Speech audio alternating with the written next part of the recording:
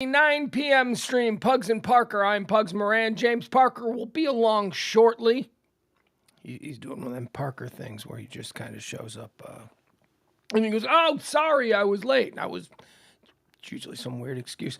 Anyway, he'll be around, I'm sure. If not, we've got E here. Say hi to E. E. Hey. It's a little slow in Bug Tussle. There he is. Here he goes. Oh, so the rare occasion where we have to introduce E before Parker, James Parker of Pugs and Parker. There he is. Look at him.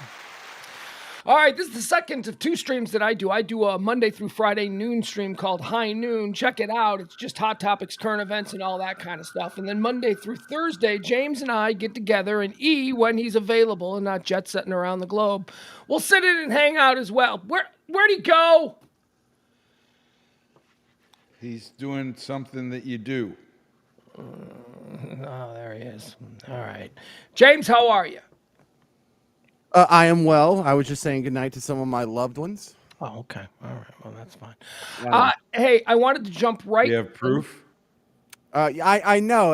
The idea of a happy, successful, healthy marriage is so foreign to some people. But it happens. No, I just she didn't want to be on camera because she's not wearing a bra, and she just wanted to give me a hug before she went to sleep because she wasn't going to be awake when I got done with the stream. See what I mean about how he's just so condescendingly cocky about how nothing could ever go wrong in his marriage, and he has made it, and he is done, and everyone who fails at marriage is a loser, and somehow he's right. It's not that he said that. Everyone that fails at marriage is a loser? Never said that. I never said that. And I didn't say Context. I certainly didn't say that. I just said those types of things only happen to other people, and it can't happen to me. It can't happen to him. There it is. There's that. Can't happen to him. It can't. Those types of things only happen to other people. Right. Failed marriages. Right. Can't happen to him. It's like lightning strikes, man. Well, you're dancing on the right side of the 50%. Cool.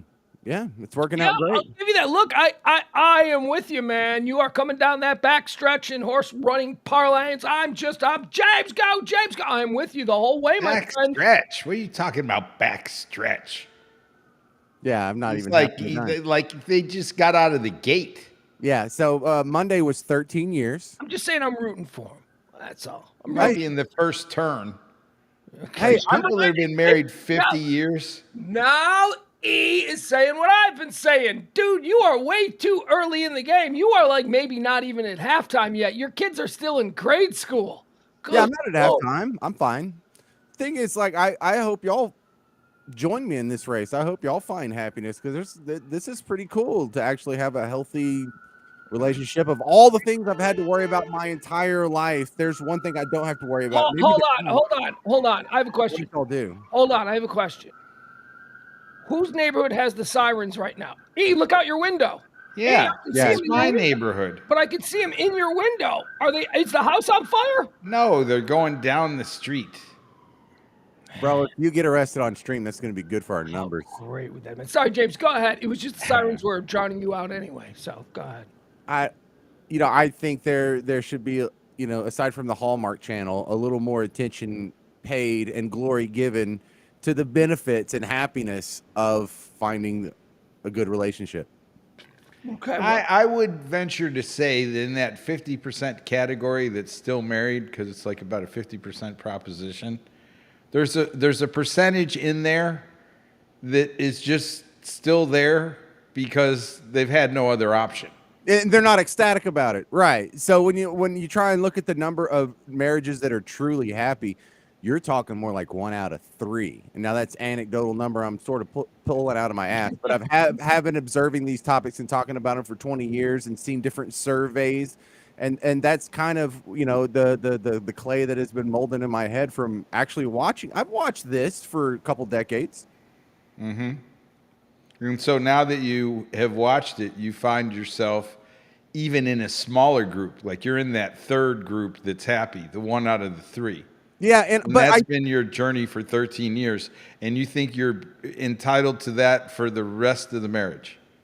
Oh, no, I'm not entitled to it. If this continues, it will be of my good fortune and nothing great that I've accomplished on my own.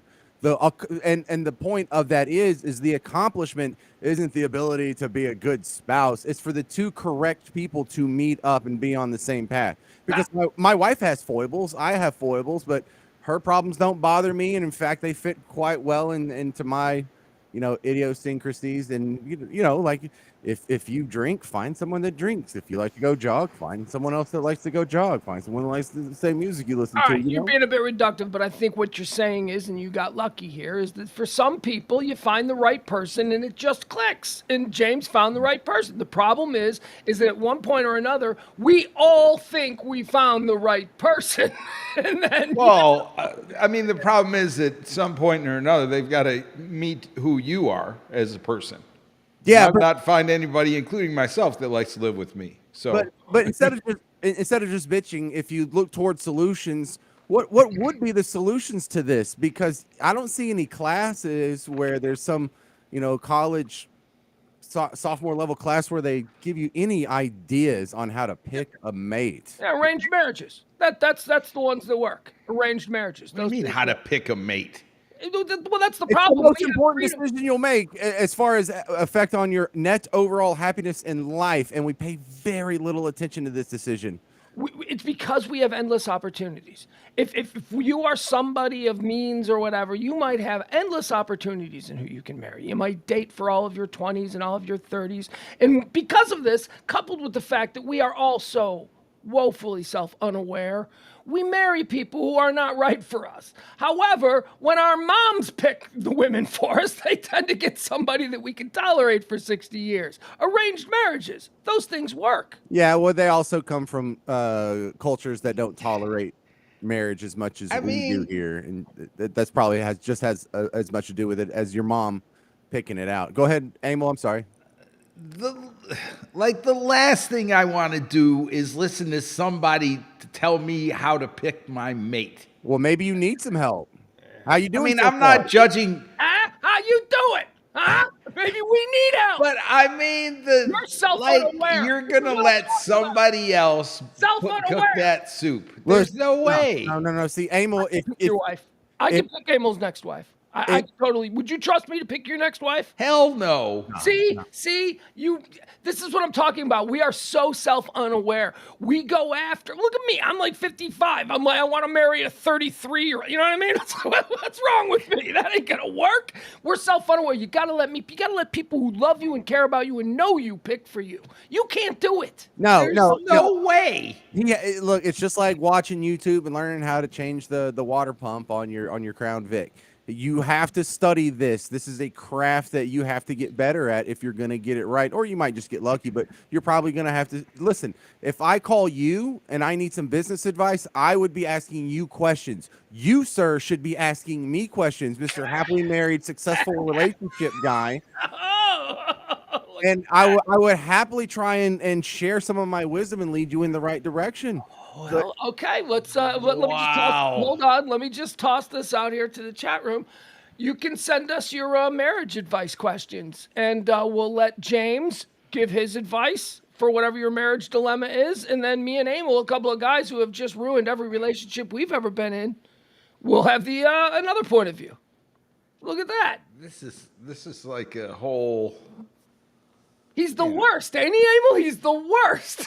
He's so arrogant about it. And so He does have an arrogance about him and a condescension that I just cannot handle. See, I don't mind the arrogance, but I do not attempt to come across as condescending because I mean this as a friend. Like, hey guys, I've just figured something out. Let me go show you this new Nintendo game that I rented from Hastings. Well, you just may be very fortunate that your wife is more accepting of your bad behavior. Absolutely. So the lesson learned isn't that James got lucky. It's do what James did and make sure you marry a chick that Who's is okay with acceptable your of bad behavior. Yeah. Yes. He's right, he is right. He is schooling you right now. And look, I've had this conversation. What? He's right. I've had my conversation with other people, and Pugs, you're going to be just tickled. to find out how much more easily people accept my theorem if I reframe it as, you need to find someone just like my wife. They're like, oh yeah, your wife is a great archetype and what men should go for. It can't be that I did something right, but you can praise my wife, but me, no one can ever give me credit for Oh, having. you're taking credit for See the this. condescension? Are you picking up on it now? Are you trying to explain this to is us? even more interesting.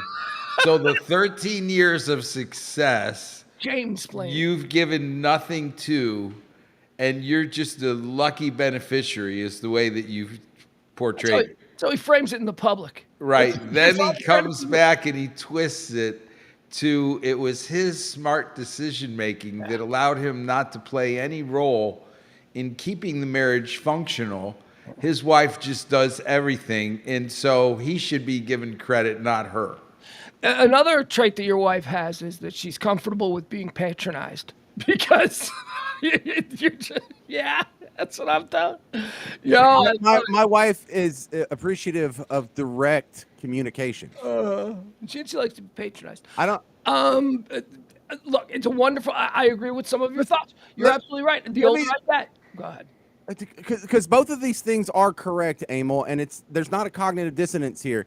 I did do something right. Now I'm not currently in like the present perfect tense of the verb doing something right.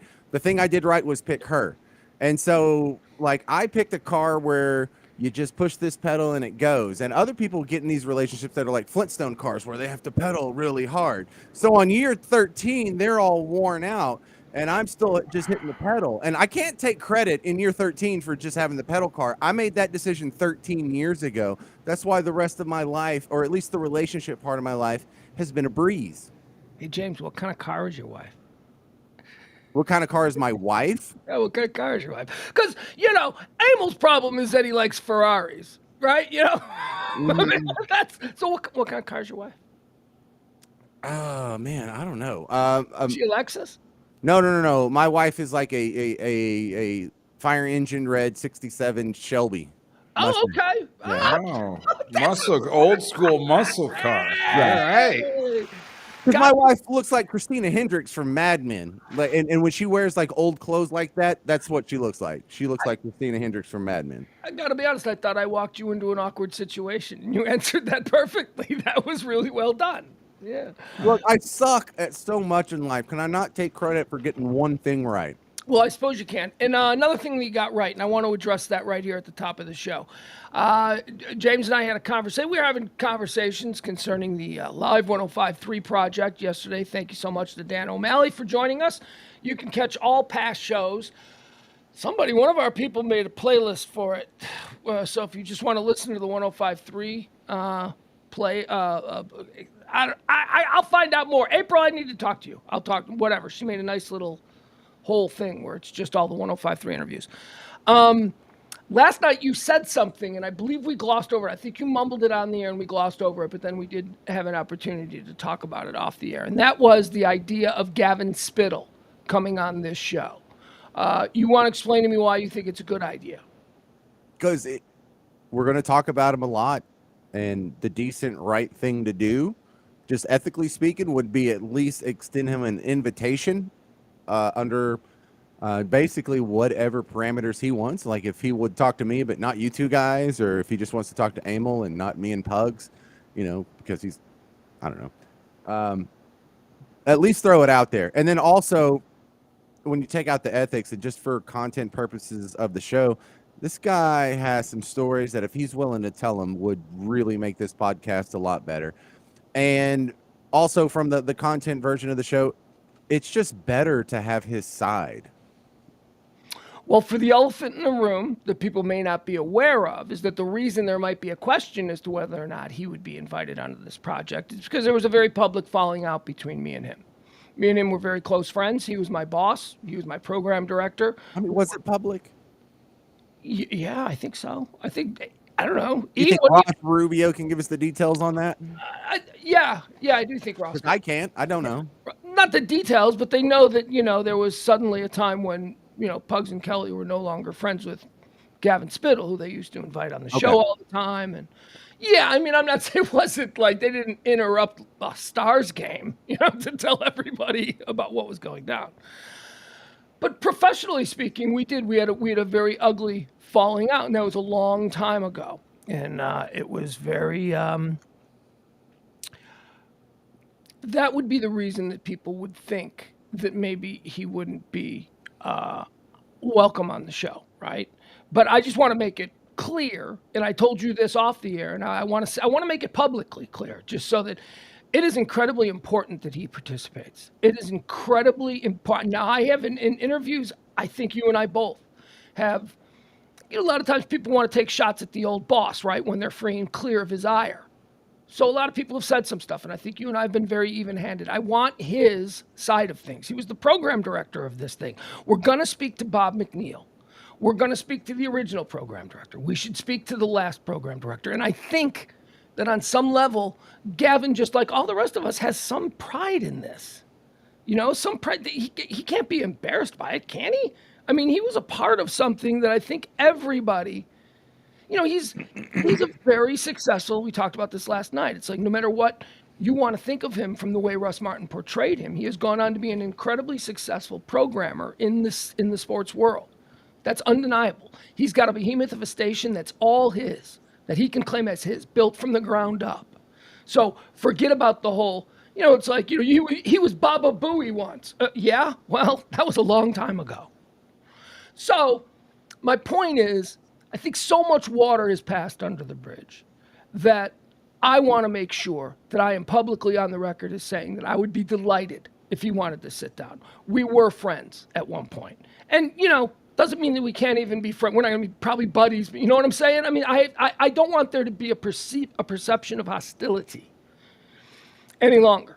Good. So I agree. And it's incredibly important that he be a part of this. And at the very least, it has to be public that he was invited to participate, because I want him represented fairly. Because a lot of people always want to take shots at the boss, right? So, well, I've had these experiences over the years that are kind of like when you slowly get into a cold pool and you acclimate yourself to the water. So it seems like once a year, maybe once every 2 years, I'll see him at a radio convention. I'll see him at the Marconi Awards. I'll see him at the Talkers Convention. I'll see him somewhere. And, we're in our business mode. We have our hairbrush. We have our little jackets on. We have probably a lanyard around our neck of some sort. And we're in a situation where everyone's being friendly. And it feels like bumping into someone you went to college with. It feels like you're happy to see him. Even if y'all weren't like great friends, it's like, oh, hey, look, I know this dude. Out of the 400 people in this giant Hilton ballroom, there's a guy I used to work with. Check it out. And you're just naturally happy to see people if you look at them and the right chemicals fire in your brain. And I think he feels that way about us at this point too. Yeah, I don't know. It just seems like short. You'd be happy if you saw him. You know how many people who are mutual friends who have dropped dead, since this supposed feud has been going? I don't know. Here's another funny. You mentioned that, James. One of my closest friends is his boss, which and I'm always I hear about his successes and all of this stuff. Like my buddy will be like, hey, your boy down in Dallas or this or that. I mean, it's always glowing. It's always nice. It's always friendly. So I mean, there is still connective tissue. And I would hate for it to be weird should we ever be in the same room at the same time. So why not get this all out of the way and have him come on and join us? Oh, and you were right. He would be somebody who I would allow. We can do it. We don't have to do it on a live stream. We can record it. For him, we could record it. And then if he was okay with it, then we could release it as a show. Nah, let's just interview him like this.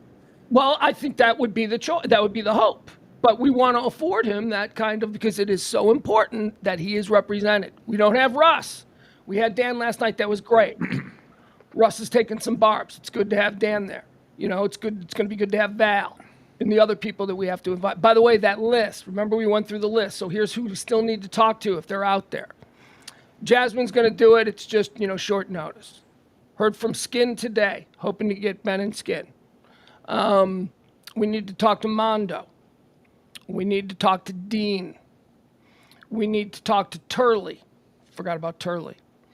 We need to talk to Bob McNeil and Reed Reeker.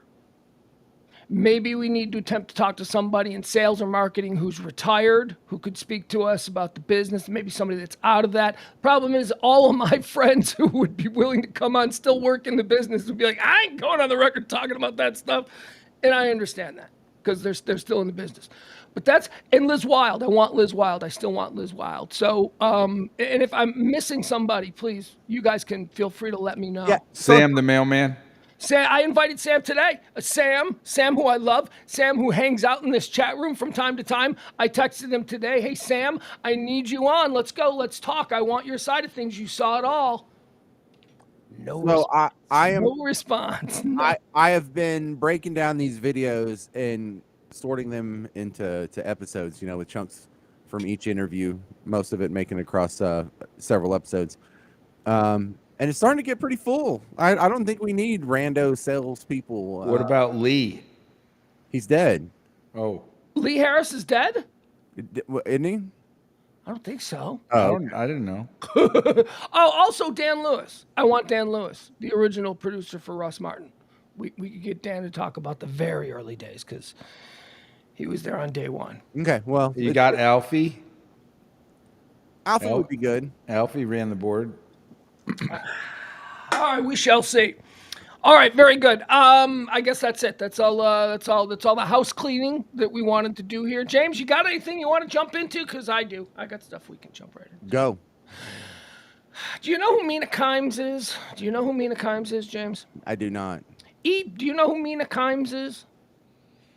For some reason, I know the name, but I can't picture the person at the moment. You sit in front of a screen that has ESPN on probably 23 out of 24 hours a day. Yes. Mina Kimes is an ESPN sports pundit. Oh, she's beautiful. She's the one who has the tattoo on her arm from the Super Bowl. She's a little Asian girl. She's yes. She's a little Asian. She's adorable. Like, everybody loves her. And she's really good at football. I really do.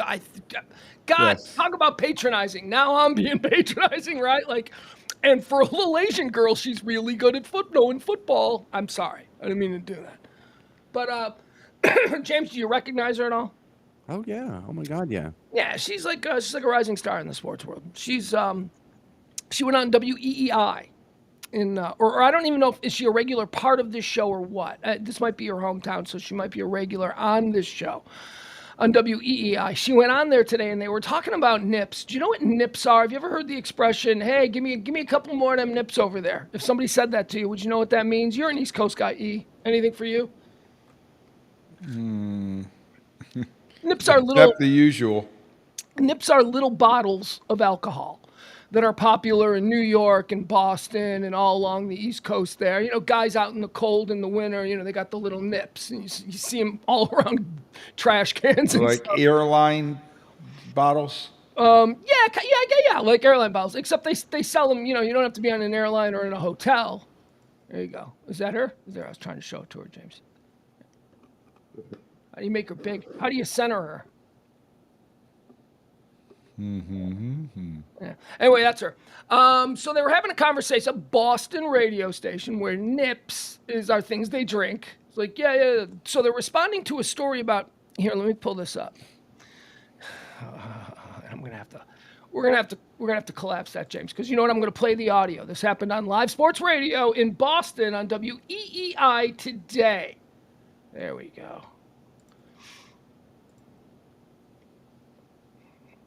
Oh, I see where this is going. Like Nippon, like Nipponese, like nip slur. Because I was totally thinking areola nips, but this is Japan slurred nips, right?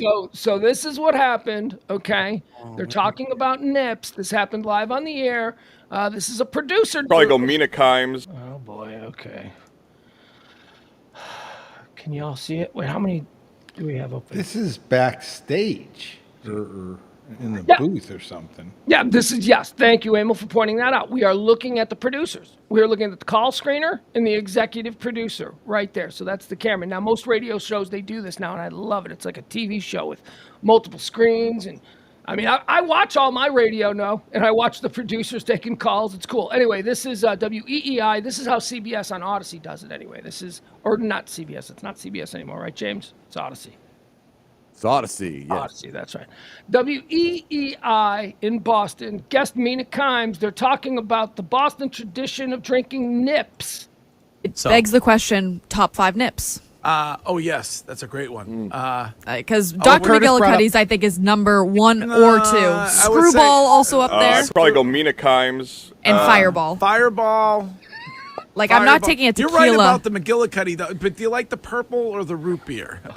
Begs. Okay, did you get the problem there, folks? Do you see why there's a poor young radio producer who had a hot one-liner there loaded up? He fired it off, and now his career is over. James, do you see the problem? Yeah, because clearly it's Jackie Chan. Right. E, how about you? Do you see why a young man's career is about to be upended right before he makes his first real paycheck? Well, yeah. I mean, You got no more than that? it was a dumb move. Yeah, my reaction was better, Emil. Okay, so James, let's you and I talk about this for a while. Let's let E jump in when he feels comfortable. Ruminate. So here's my problem with this.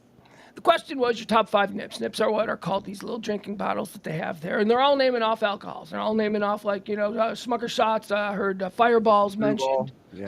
Screwball, yeah, all these things. These little drinks. Which I've grown to like, by the way. Fireballs? You Screwball. love what is a screwball? The peanut butter whiskey.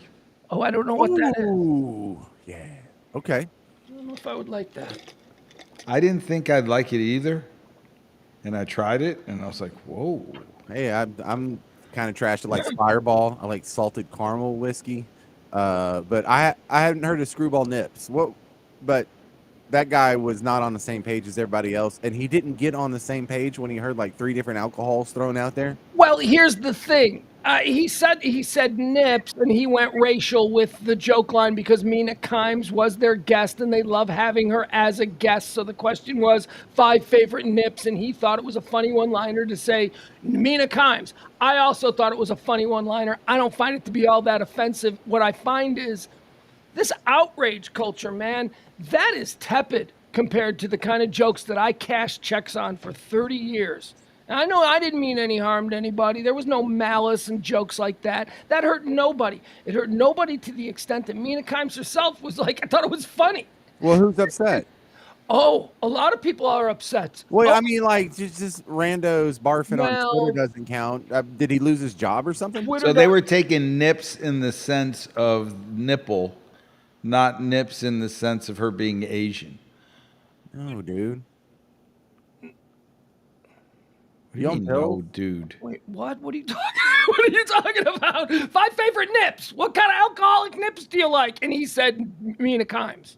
So he was talking about Yeah, her. meaning he was talking about her nips, not her being a nip. No, he was talking about the small beverages, the airplane-sized beverages. Those are nips.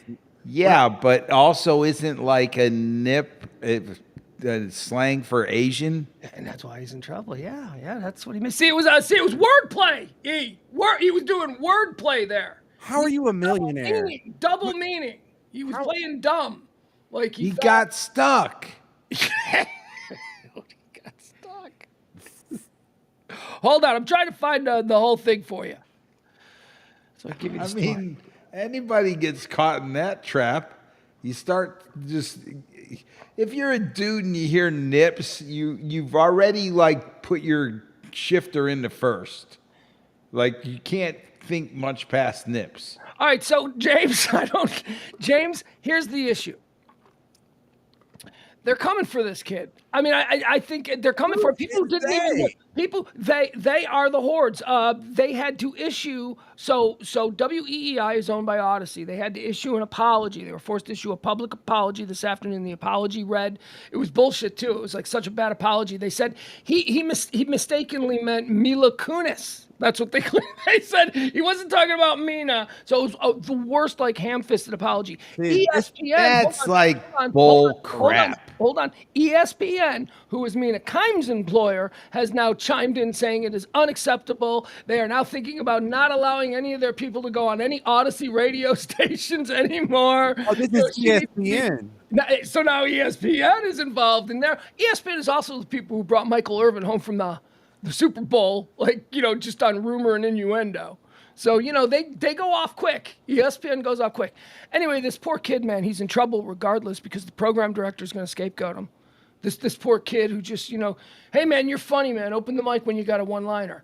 That's the permission. That's why it was a titty joke. No, it wasn't. It had nothing to do with titties, dude. Neither He meant it. references of All right. nips have the areola connotation. Let's watch it again. He And then meant it as a titty joke. No, he didn't, dude.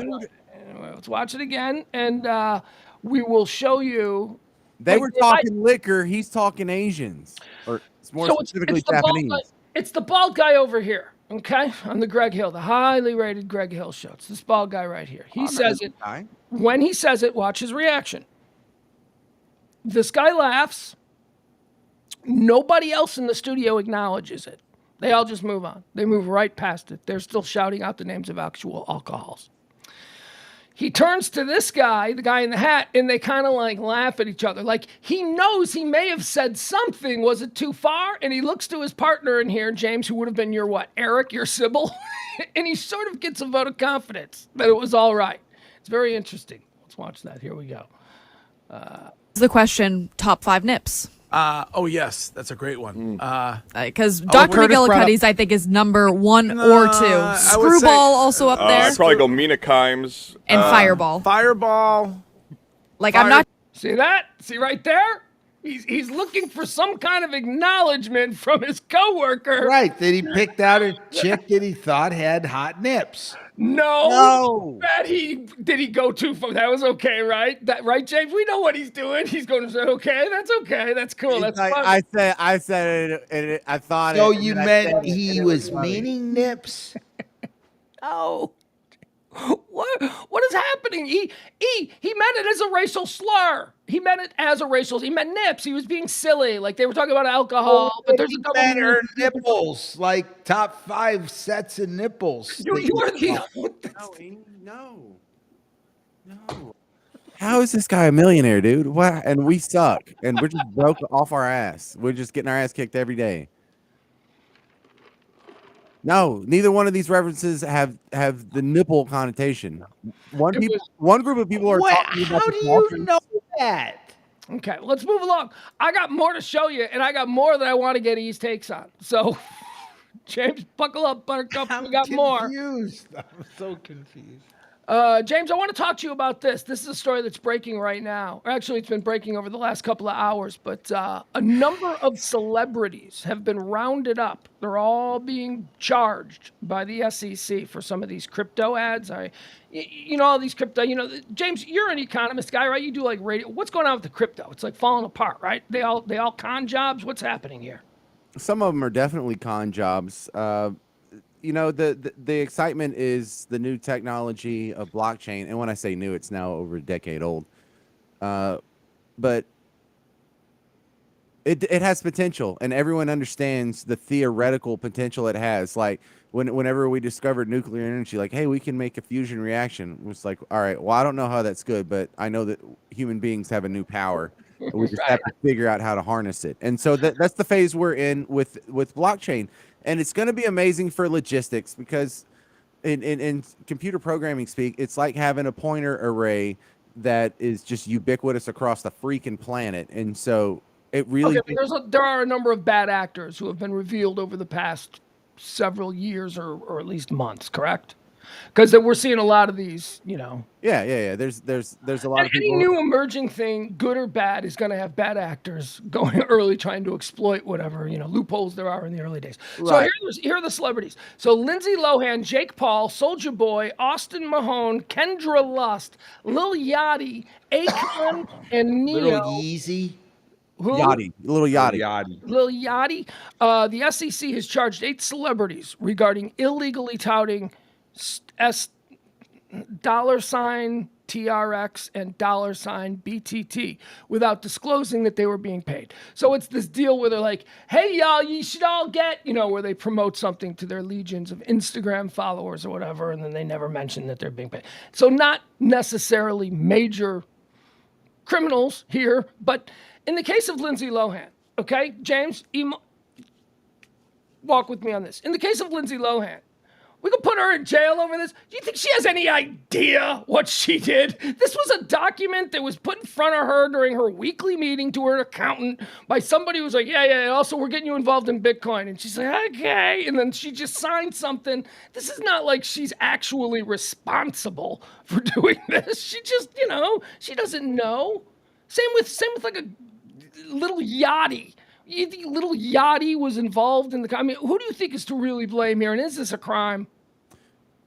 People are dumb enough to buy Bitcoin from little Yachty. I think it's on them. I guess the way I would say it. I think I know, Jack, about legal precedent. I didn't go to law school here, but from the layman's perspective, I think we all learned this lesson from the Fire Festival documentary, and that people are paid to say things that if stupid people want to believe them, then they're going to run right into a buzzsaw every once in a while. And sometimes it's okay to just sit back and let stupid people be hurt by their stupid decisions by trusting the wrong people with some very important decisions. And if you're taking financial advice from Lindsay Lohan or Lil Yachty, people who can't get through the Parent Trap without tripping on pills, maybe you're the problem.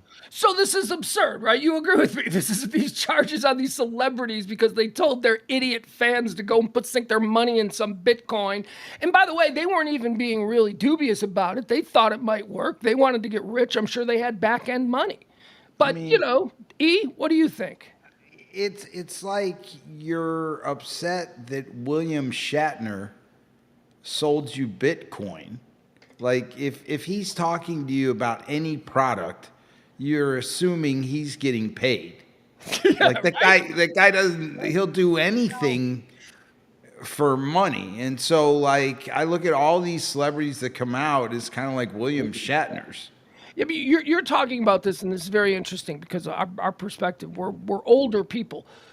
That's within the confines of how we understand advertising. When William Shatner would try and sell us something, we understood he was trying to sell us something because he was interrupting our TV show for 30 seconds. And he wasn't randomly interested in reverse mortgages. Yeah. These Instagram kind of sponsorship things are way more... James, what's the word I'm looking for? They're not quite. They're vague. Like you don't know. You don't know you're being sold a bill of goods because. Well, but I mean, it's because you're the influencer that you get the product right for free, right, and then you live in that ozone, if you will, of okay, I can get any product for free, so now I want product and money. And now when you start wanting product and money, that's where you start stumbling over the laws like I think we have right here. So the question, I guess, is, is there James, there is an ethical code for when you or me or anybody else on the radio or TV does an endorsement. There's an ethical code. We all learn it and we all practice it. There is no ethical code for this new means of, promotional, we don't like... Instagrammers don't know about why it's proper to let them know you're being paid. And Instagrammers don't think about, the malevolent. Good, but they will. They will now let a few more people get duped and let a few more people make some dumb decisions. And we'll learn, just like we all learn not to click the links in an email or not to download that attachment from the email that you don't recognize. We were all just bumping into that wall for 5 to 10 years until we just customarily worked certain ways around it. We got spam filters, and we all just instinctively know not to open random attachments. And we've evolved without any sort of intervention to come up with some sort of law to protect dumb people from being dumb. They're going to be dumb. They're going to make dumb decisions. Right. And let's all just kind of point and laugh, but also not be amused by this. Actually learn a lesson from this. And you know what? Maybe you don't understand crypto and you shouldn't put $10,000 into it. And maybe Lil Yachty doesn't understand it either. If you lost all of your money because you gave your life savings because Lindsay Lohan pitched you on a get-rich-quick scheme, I don't think she should go to jail for that. No, and she's like a high school dropout. Like Well, Lily I don't Tomlin. even think it's that at Personal all. responsibility. Like, I mean, if you're an athlete and you chose to take crypto as your form of payment for a certain portion of your salary, to then go and get more crypto because the crypto company said, hey, we'd like you to show that you've invested your salary into crypto, which I think is where you can go with Tom Brady and probably Jake Paul and some of these other dudes. I don't think they're at all in harm for criminal charges because they too got screwed if they took compensation as part of actual crypto. Like if their fee was for the fight, That's the other thing. I bet Lindsay Lohan was paid in bullshit crypto. Right. And so if they got taken there and now you're going, well, hey, wait a minute, you didn't tell people that you took some of your fees in crypto. I think that's just horseshit. Everybody is not a victim. See, in this situation, we want someone to be punished. The big bad celebrities need to be punished because people were victimized by their bullshit endorsements, okay?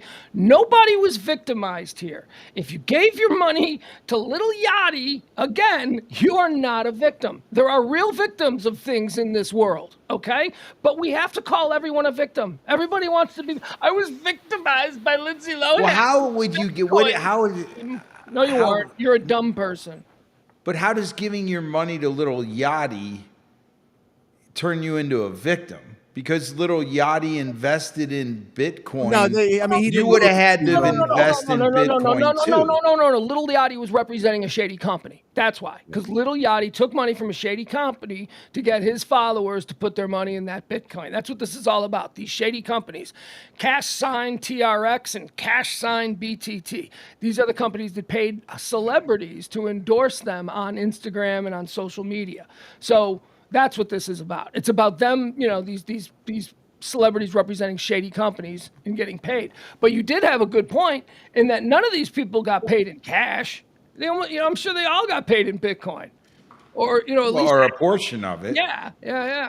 Because back when they were getting paid and back when they were doing this, Bitcoin was supposed to be the next big thing. It's going through a bit of a valley right now. We'll see. We'll see what happens. All right. Hey, I got one more thing for you. Unless James, you got something you want to run with. No, look, if you want to talk more economics, the Fed rate hike decision, and you want to give a rat's ass about that. What did they do?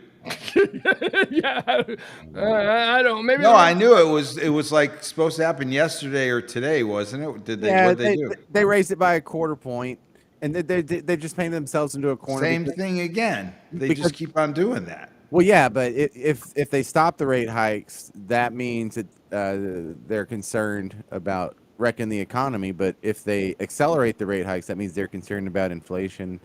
So I don't know. I don't know if there's any enthusiasm from you guys on that. But I don't know enough about it. I just know that we're all getting screwed. Well, it seems to me 99% of us, anyway. that the rich are getting richer and the poor are getting poorer. I mean, that seems to me what this economy is, and I think it's going to stay that way. It's all going to hell, and they are just wringing every last bit out of us, the middle class. Well, but I think we're stuck right now. I mean, and this is just amoral theory, which is scary. I think we're stuck right now having to have Ukraine ultimately win this war. And whether we want to admit it or not, we are on the side of Ukraine till the end. And I think all economic growth and all that kind of stuff is just going to be stretched in different directions until you stop that war. I mean, I think we're going to get deeper and deeper. I mean, how many billions can you keep on sending over there and blowing up and using artillery and munitions and stuff that we had in our inventory. And I mean, we're just throwing that. It's like we're at war. Well, it is very much like we're at war. I just, forgive my lack of enthusiasm. I mean, short of the casualties of humans.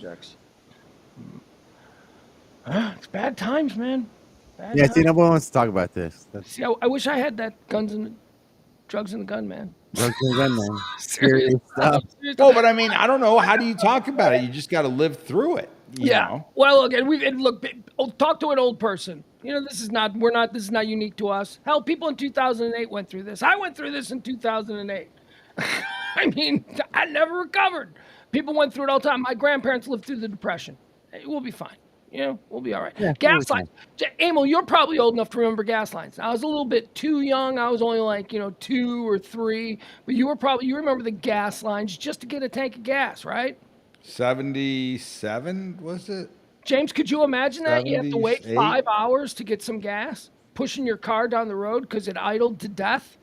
Yeah, and look, I just want the record of that story to be what caused the gas lines, and that was price controls. So let's never do that again. Just right? Can we just like put? Well, I don't know that we can agree that that's what caused it, but that is certainly your position. The 2 times we did price controls is the only 2 times that we had. So let me give you my dad's response to that in 77, right? Yeah, let's hear it. So he owns a marina. We own a marina in Buffalo, New York. I'm like 13, 14 back then. My dad takes over the marina, and he's got like all these big ass cruiser boats, things that require lots of gas to operate. And now the gas, like the embargo's on. My dad's like, oh my God, how am I going to sell these boats? I got to figure out something. He goes and he finds this defunct gas station across the street, and he gets himself some tankers. And he fills the gas station with all the gas, and he goes on TV and he starts advertising. If you buy a boat from where we are, he'll sell you, guaranteed to sell you gas all summer long at the gas station. And I was like, what are you talking about? And sure enough, man. What are you talking about? Like, you don't have 5 of those ideas a day. Well, but I mean, that's what, like, when I was 13 and the news came out and they were like interviewing him on TV, and he was like, it was so stupid. All right, let me show you guys something here. We're all parents, right? Okay. So we all have kids. We all have hot takes on, what makes good parenting and bad parenting. I want to show you something that's making the rounds on the old TikTok today. It's a big video. First of all, let me say this. There's a good possibility that if this does take off for any extended period of time on TikTok, because things tend to cycle through, but if it takes off, these kids are going to be everywhere in a couple weeks. All right, but just remember, you probably saw them here first. So this is making the rounds on TikTok. This is a band. Oh, remember Hanson? Imagine Hanson if they were like 4 and 5 years old, okay? This is a legitimate band made up of, honestly, I don't know, maybe they're 6 or 7, but they're little kids. Like, they're much younger than Michael Jackson was when he was, these are little kids, and they're going for it. Now, I want to play this little TikTok video of them rocking out, and then I want to have a conversation with you about their parents, okay? Okay, we're all down for this? Okay, so here we go. I'm down. It's a video that's making the rounds on TikTok. Let me show it to you here. See if we can make it big. Is that bigger? Did it get bigger, boys? Yes. Okay, here we go. Here we go. Oh, no, you know what? Okay. All right, so you see this little kid, right? How old is this little kid? 6, 7, maybe? Yeah, 7. Okay, 6 or 7. He's going for it. Like rapping. He's doing some modern rock music, Grandpa Emil. That's what he's getting into. All right, here we go. Hey everybody, my mom and dad made this new song for my stupid heart. I'm getting play for my brothers. Let's go! My stupid heart, don't know. I tried to let you go so many times before. Then when I got back and told my stupid heart, too late, already on my way. Then feel down your friends. I'll get that new cup in my stupid heart. Okay.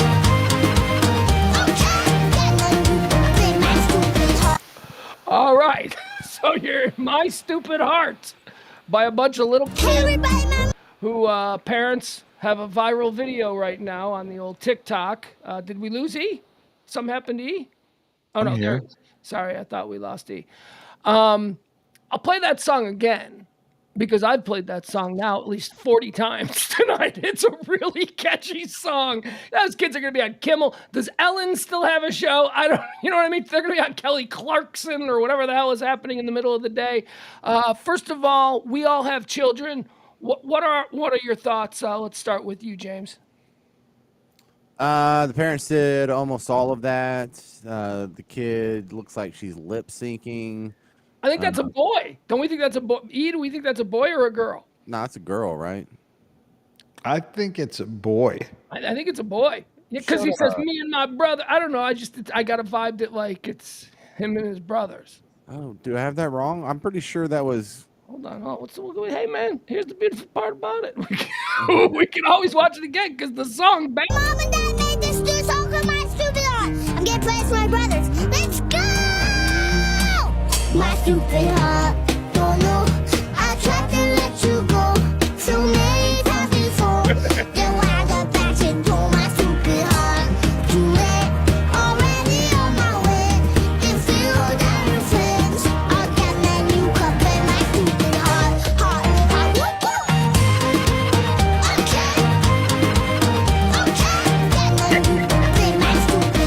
Okay. I love this part right here. He's got a little dribble coming out of his throat. Oh, I think that might be a girl. you think it's a girl? I was just convinced it was a boy. What'd you say, James? I was starting to lean toward boy. I still think it's a boy, undoubtedly, but I can see how you would think it's a girl. Okay, so here's my thoughts on this. Let me just give them to you really quick, and then I'll throw it out to the room. So, first of all, it's adorable. This little boy or girl or whatever he is, he's a little star. You know, he's out there, he's going for it. Good for him. Fun, fun, fun. Here's the story behind that song. Their dad is like in some like struggling alt band who has mortgaged the house in the latest recording studio sessions, right? And the band is broken up and they have like that good song. So that dude, he just took a song. That's because obvious that's a song. That's not something that they just whipped up. It's got good bridges, you know, it's catchy, it's all that stuff. It's a poppy hit. So I think this is a case of maybe the kids are obviously talented. So that's not their song? Okay, I don't know. I'm just telling you what I think. I am telling you, after watching that, I am telling you what I think is going on here. I think Dad is a struggling musician. He's on his last strap, and he's like, you know what? My kids are cute and they can play, and I got this song burning a hole in my back pocket. Let's get it out there virally and see what happens. Amo, this is a common practice on Pugs and Parker called baseless speculation. Yes, please, Emil, come join us for baseless speculation. There you go. I mean, really? That's what you got there? Well, yeah, how do you think those fucking kids ended up making that TikTok video? What do you think they masterminded it? Or do you think maybe there's an adult behind them with a TikTok account? I think you're close. But, you know, in my parallel universe here, the guy used to be in a band, but, you know, he had a job to actually make some money working with his accounting degree. And so he does this on the side, and he has some kids, and he really pushes them, and the wife thinks it's cool. And you know, he's kind of living vicariously. This is sort of the musical artistic version of the overly enthusiastic dad at the football game screaming his head off at the kids. And like, okay, wait a second. I'll yes and you with this. I'll go with you on this one. But can the song maybe have been, maybe he was in a band, like you said, he was in a band a long time ago. Could the song just be like a remnant from a band that he always thought he had this song, man? Because that song he's had, right? No, he probably wrote it just for this. You think so? Yeah. Okay. Wow, you guys are really underselling these kids.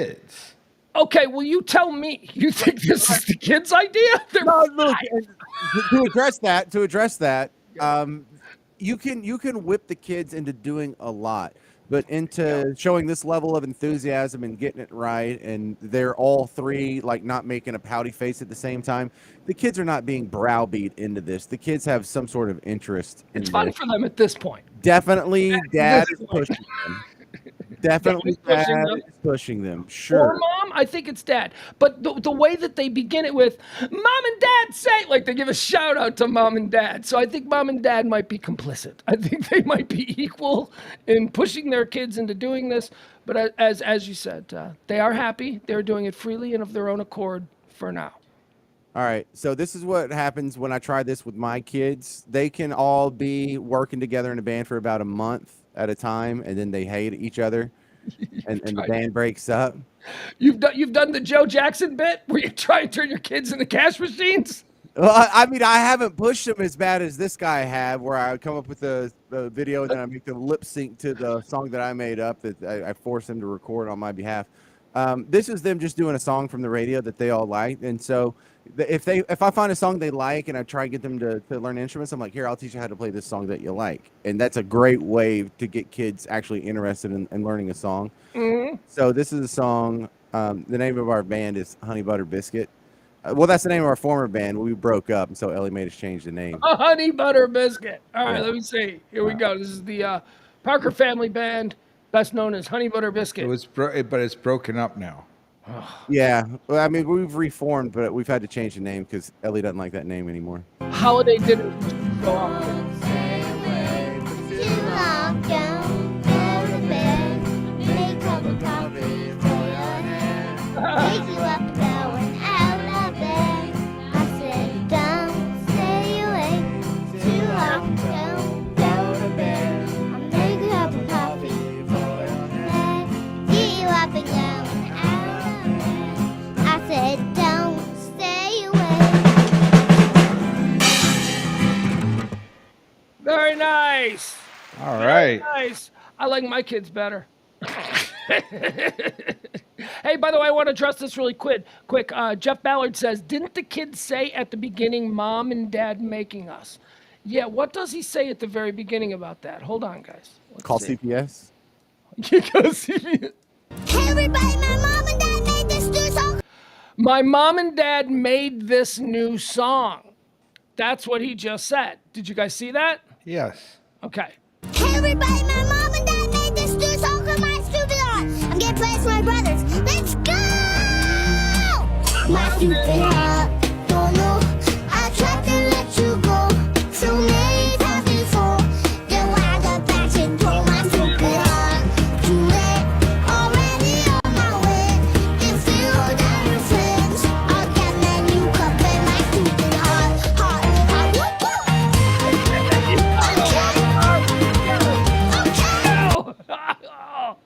I love that. I mean, he's like, there's some like island tropics in that song. What do you mean? See, I can hear that song being a major hit. You give that song to a major producer and then some like 18-year-old, like Olivia Rodrigo, let her cut that. That'll be a massive hit. Come on, that is so. You don't catchy. hear that? Like, I hear it like in like down in like Bahamas or Jamaica. Well, maybe that version, but I mean, I'm just kind of singling in on the hook and how catchy it is. You can make that sound for, like I said, man, Olivia Rodrigo, you give that to her and a producer, you put that out, that's the #1 song in America. That is an anthem. My Stupid Heart, that isn't it. That is a Miley Cyrus level anthem for a bunch of girls to be singing. Anyway, they're way better than your kids too, James. No offense, your kids are wonderful. I like. I don't see that. Like James's kid had a whole different tune. All right, James's kids are better doing punk. How's that? James's kids are better punk artists than these. I like James's commercial background too better. pop kids. Like his video was better. Oh yeah, the setting. I'm not sure you should be judging their musicianship on the background, but I'll take it. I don't know. I thought their setting looked pretty nice. Looks like they're in like some tropical resort somewhere. You know. Well, I did like the way the kid moved. Like his frontman style was better than James's kid. James's kid they need a frontman. Yeah. So do either one of your kids play instruments? Mine does. What's he play? Drums. Well, let's kick ass, man. Well, I don't know that he's ready for that, but yeah. He does go to school of rock, and so they have the performance where every so many weeks they have to do it. Well, that's fantastic. What? Yeah. Well, I mean, what are we gonna do? Start a kid band for us? Hey, you should get in a band with my friend's kid? No, No. it's Like, it's I fun. mean, they all play. I mean, that's how they do it. Do you play with him? No, I thought about it. I mean, I took drums when I was younger, but I didn't get very far. I didn't take them enough. All right, I'm all done. Why didn't you ask me if my kid plays an instrument? I was waiting for you to ask me. You asked him. I did. I You said, didn't ask me. You asked him. And I'm like, oh, ask me does if your my kid plays an an Wait a instrument? minute. We'll do it right. Hey, Pugs, does Mason play an instrument? He does. Yeah, I didn't believe he played this instrument. This is kind of shocking. You're not going to ask what instrument? You are the worst improv yes and guy ever. No, Try it see- again from the top. No, I know you want me to, and that makes me not want to ask. Why? It's just the trumpet, man. He plays the trumpet in the school band. Plays it very badly, and he hates playing it. But he committed to it. So, and they bought the instrument. So we're gonna make sure that he plays the damn instrument. So the school bought the instrument, or no, his mom? His mom, yeah, his mom Yeah. bought the instrument. So yeah, so Does he I like didn't it? get that far down the road before he didn't say, okay, no. He's gonna play. He's a hateful trumpet player. Where I'm hoping that maybe that'll funnel itself into some Miles Davis type stuff. But no, so far, nope. He's just terrible. We are looking to buy a trumpet right now because my daughter is entering band age next year, and she wants to play trumpet. There you go. We'll sell you the trumpet. Besides, my kid writes lyrics. He is a voracious writer. He writes lyrics and raps and all that kind of stuff. So that's where he's going to be, hopefully. Yeah. Oh, actually, hopefully not. Who are we kidding? We all want our kids to be, bankers, right? We want them to be corner office guys. You don't want your kid to be a white rapper? Look, if it works out for him, great. But I don't want him putting all those eggs in that basket. Just me. I live. We followed up with this Hinckley guy. What's going on with him? Yeah, he downloaded the Florida Stories podcast, and they let him out of jail. He's got a new song that's dropping. Oh, he's gone. All right, bye, E. Thank you so much for coming by What today. do you mean he's got a new song that's dropping? He's got a new. Parker. It's just very rude in the middle of a conversation for you to behave in this way. Well, I said bye. Yeah, but that's very rude. Just because you're admitting that you're being rude doesn't alleviate my victimization at your rudity. How can there be like a proper form of etiquette for a restream of technology? You're in a church, dude. You don't need to rush off. So do you guys know John Hinckley has a new single that dropped? He announced it on Twitter. He's got a brand new swing. We listened to it. We smashed or trashed it on the High Noon show the other day. Oh, yeah. It's the one he did with his two brothers, right? One that his parents wrote. All right, both of you, get out of here. Bye. All right, folks, that's going to do it. We'll see you tomorrow at noon. For Pillow Talk, that was E. And James Parker, Pugs and Parker. And sometimes E airs Monday through Thursday, 9 p.m. Central Standard Time. Join us, won't you? I think we're going to have a guest tomorrow. Working on it. There was at one point this afternoon where I thought we were in danger of having two guests tonight. We ended up having no guests tonight. So, see you tomorrow at noon, okay? Love you guys. Be nice to each other. It's a wonderful evening, and I'm hot and sweaty. Bye, everybody. Have a great one.